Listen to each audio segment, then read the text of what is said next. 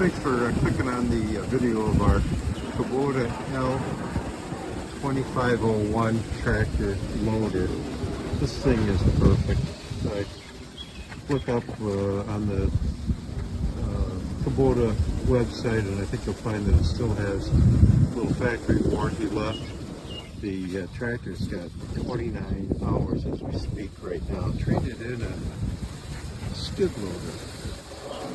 Guy apparently tried a skid loader and liked it and decided that it was time to trade. And so here we have this tractor.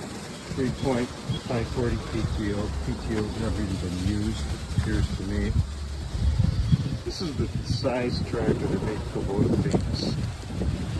The compact 25 horsepower. This is the one that started it all. This one is a hydrostatic. There's the hour meter, 29 hours. You will not be disappointed. Thanks for clicking on the video.